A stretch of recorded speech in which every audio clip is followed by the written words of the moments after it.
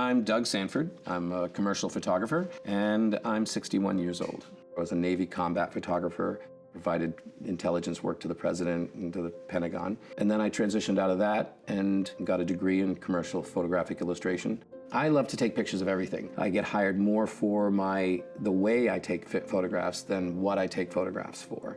And that's really rewarding. It's really rewarding to have your vision be the reason that you get a job. I first learned about macular degeneration from my father.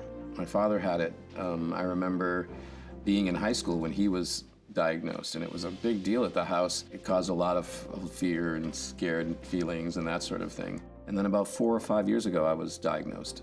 And again, the fear came. I mean, my eyes are my living. And so if my eyes don't work, it's going to be a real challenge. Recently, I've had to rely on my girlfriend or my children to read a menu. I also started carrying a flashlight in my bag. So I'm the guy in the restaurant who will turn on a flashlight to look at the menu. And I'll tell you, if it weren't for the advent and the continual improvement of autofocus cameras, I would be in a real state. I would tell somebody who has been recently diagnosed with macular degeneration that it's not the end of the world.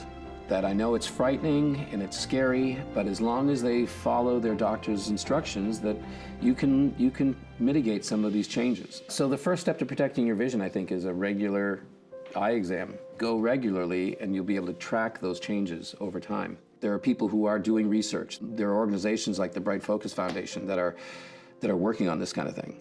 And if you do the work that the research already has shown to protect your vision, then it's not the end of the world. You are responsible for your own sight, so you have to take care of that.